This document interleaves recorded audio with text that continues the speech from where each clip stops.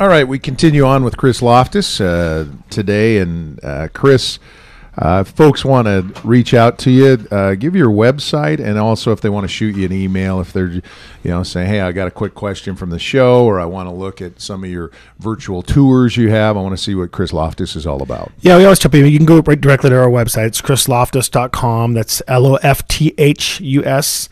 You can reach out to us, contact us at clgeagle.com, chrislofthusgroupeagle.com, or 350-6228. We always encourage people to go, Facebook us, and you can go on YouTube. Our YouTube channel as well has all of our virtual tours as well as the radio shows every week. And our motto is back to school because, well, we're back to school, and the one piece, not just back to high school, not back to grade school, but back to college. I always thought of this. Some of my buddies, their parents said, hey, we're going to buy a house, maybe a duplex. And while they were at college, they worked on one side and rented out the other side. And I thought, man, I wish my mom and dad would have done that. And my dad said, well, interest rates were 20, and tells you how old I am, 18, 19%. What if that scenario, we got College of Idaho and Caldwell, we got NNU and Napa here, obviously Boise State. Is that a reasonable scenario of saying, hey, my kids are going to college, what if I purchased a house? Well, yeah, and Vince and I were talking about this at the break as well, but yeah, that's what we're seeing. Like I said, I got a couple phone calls this week from a couple of buddies of mine that said, hey, and Vince was sitting there during one of the conversations and said, hey, does my kid qualify to buy a house? And he said, well, how long has he been working? He says, oh, he's only been working a year. And he's like, well, you really should be working 2 years. But now there's an option to co-sign, so the student can come in. Let's say he's got a part-time job while he's going to school, and he can afford $300 a month for rent. Well, you buy a place that might cost, the payment might be $900, and then you get a couple roommates, and you offset that. Plus, you own the house. And like Vince said, Vince touched a little bit what you said. Vince was talking about you said $900 a month in rent, and how the difference of owning as opposed to renting, and what the effect is. Well, when I was doing a buyer versus rent comparison, I just grabbed a number, $150,000, which is not a high-end house, but if your college kid thrashes, it ain't the end of the world, right? But what happens is if they buy that house, which FHA allows a non-occupying co-borrower, so the parents wouldn't have to live there, they can help co-sign. You're still coming in with a minimum down. You can use gift funds from the parents. The kid doesn't have to have his own savings. But over a 10-year period, two things happen. Let's just say inflation's going up 3% and appreciation of property 3%, which is the norm, right? Back in the old days, right? Before they were going through the roof. Okay, over a 10-year period, you're going to pay roughly about $130,000 in rental payments, whereas when you have a 30-year fixed rate mortgage, you're looking at about $120,000. But you're going to save about $5,000 over a 10-year period. But more importantly, you're going to have $88,000 in equity in that same property over a 10-year period. And what a gift for your kid! Right, that's exactly right, Dave. That's where I'm seeing it, and I didn't really even think about it until it was brought up to me. But I think that for the most part, that's something we're going to start pitching to people because we start talking about price ranges, right? We start talking about, we listed a house this week for 100 and I don't even remember in that 120,000, 110,000, whatever it was. In that price range, we had 17 phone calls in less than an hour, and we sold it in 10, 15 minutes of being, on the MLS. So we're starting to see that pressure, and then we start seeing the 150. I always talk about the upward pressure, but it's right because, the investors, the 80, 90,000, 100,000 in Ada County is pretty much non-existent anymore. If it's decent, it's just gone immediately. So now we're starting to see that 125. And what's going to happen there is that starts getting gobbled up, and the rates and everything else, start to change. But we're going to start seeing the upwards pressure on 200. And as you go towards the Meridian and over in that area, we're already starting to see it. Well, and I think as a parent whose son is a couple of years away from college, I look at it too also, like you said, about the gift, but the education for them when they're 18. Hey, you've got some responsibility at the same time. You're not dumping this whole, here's the house payment, and here's you're married and kids and all the elements with it. So I think it, Vince, that's one of the challenges with our country, right, is our young people haven't learned how to handle money. What a great opportunity to coach and mentor them. Oh, completely.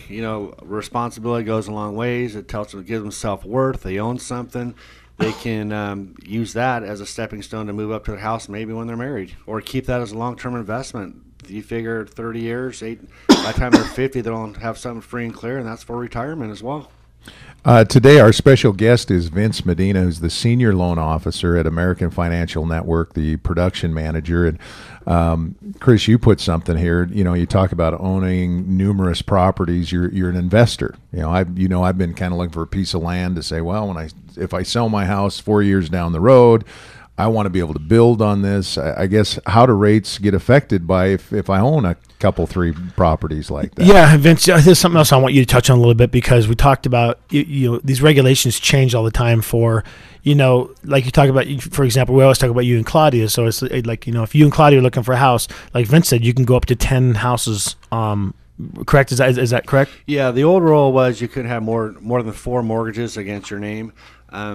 We have moved that to where now it's up to 10 investment properties, and the reason being is they want to. The banks don't want to own these properties; they want to give them back to the public. Get the economy, get the money turning. Right. So I guess let's start looking for 10 places. Yeah, we'll have you in 10 escrows by the end of the week. One at a time, Dave. Well, there we go. Chris, you touched on this our last couple of minutes. We do each and every week that secret list that you've got out there. Kind of update our listeners on how you, not so much how you came up with it, but what exactly is the secret list? Yeah, we talk about this every week. I think it's such a great tool that we have, and it's basically pocket listings that our group has, and it's properties that are out there that the sellers might necessarily want to sell them, but they don't want to deal with listing the property, which is, I understand it, and especially if you have kids or if you don't want, a bunch of people traipsing through your house. So these are properties we know about. Sellers have reached out to us and said, hey, you know what? Here's what we have. We want to sell it if we get this price. And what we'd like to do is buyers can reach out to us. We can give them the list of parameters of what we have, and maybe we can marry somebody up. And as you'd mentioned, this is really a great tool for out-of-state folks that call you, which they do. Hey, Chris, I'm thinking about moving to Boise, thinking about moving to Meridian, Caldwell, Napa, wherever it might be.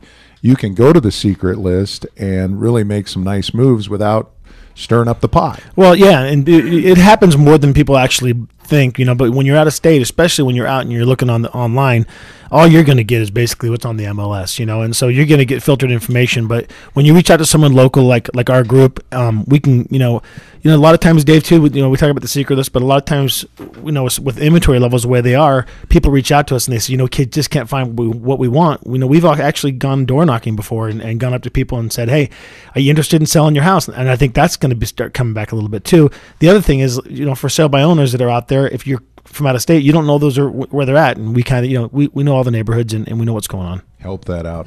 Hey, Vince, thanks so much for coming on the show. What a great guest. You certainly are that portal of information. Tell our listeners again how they can reach out to you, whether it's today or on Monday, but how do they get your information? The best way to reach me is Vince Medina, or www.vincemedina.com. Right. Or simply call me at 208-477-8587, and I'd be happy to help you. Yeah, give that number one more time, Vince, in case somebody missed it. 208-477-8587. And it's Vince, V-I-N-C-E, Medina, M-E-D-I-N-A, vincemedina.com. And Chris, we're coming to that time where we're wrapping up, so tell everybody how they track down Chris Lofthus. Yeah, I tell people to reach out to me directly, 514-5003, or you can email me directly at it's Chris at CLG, Chris Lofthus Group, CLGeagle.com. And you can also go to the website, chrislofthus.com. Annette, thanks again for all your help. Puts the show together and keeps us all in line and tells us we're out of time. So we'll see you next week. Kim Commando is next. So long, everybody.